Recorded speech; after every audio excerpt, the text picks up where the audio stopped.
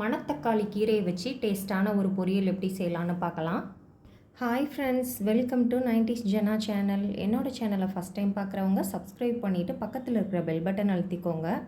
மணத்தக்காளி கீரை பொரியல் செய்கிறதுக்கு நாம் இப்போ ஃப்ரெஷ்ஷாக கீரை பறிச்சுட்டு வந்துடலாம்.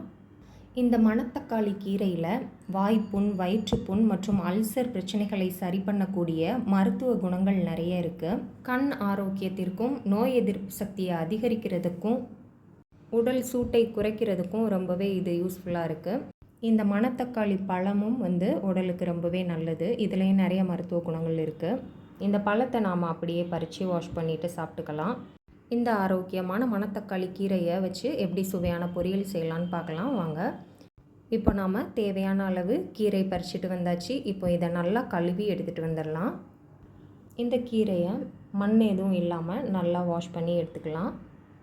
ஒரு 2-3 வாட்டியாவது நல்லா கழுவி எடுத்துக்கணும். ஏன்னா இந்த செடி தரையோடு சேர்ந்து இருக்கிறதுனால அதில் நிறைய மண்ணெல்லாம் பட்டிருக்கும். இதை இப்போ நல்லா கழுவி எடுத்துகிட்டு வந்தாச்சு. இப்போ இதை சின்ன சின்னதாக கட் பண்ணி எடுத்து வச்சுக்கலாம். இந்த மாதிரி எல்லாத்தையும் கட் பண்ணதுக்கப்புறமா வேறு தேவையான பொருட்களை எடுத்து வச்சுக்கலாம். அதுக்கு நான் இப்போ ஒரு 15 போல் சின்ன வெங்காயம் எடுத்து அதை சின்ன சின்னதாக கட் பண்ணி எடுத்து வச்சுருக்கேன். நீங்கள் கீரை எந்த அளவு செய்கிறீங்களோ அதுக்கேற்ற மாதிரி வெங்காயம் எடுத்துக்கோங்க.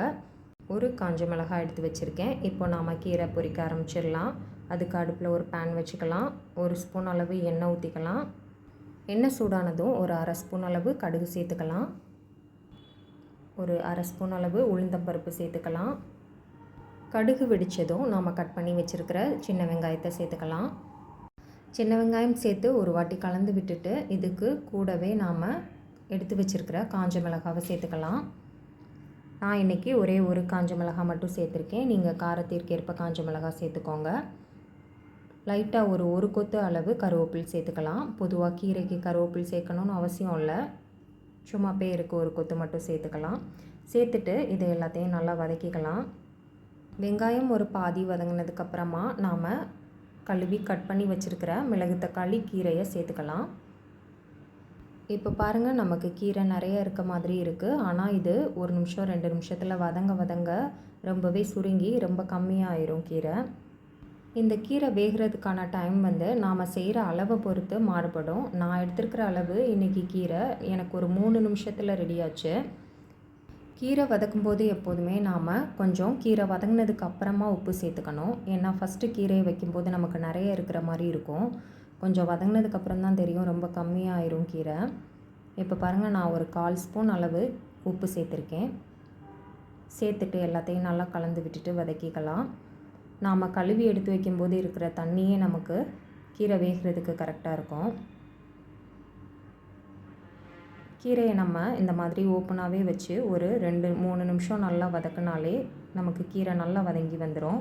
நிறைய கீரை செய்கிறதா இருந்தால் கொஞ்சம் டைம் எடுக்கும். இப்போ பாருங்கள், கீரையில் உள்ள தண்ணியெல்லாம் வற்றி நல்லா கீரை சுருண்டு வதங்கி வந்திருக்கு. எனக்கு ஒரு 3 நிமிஷம் ஆயிருக்கு கீரை வதங்கிறதுக்கு.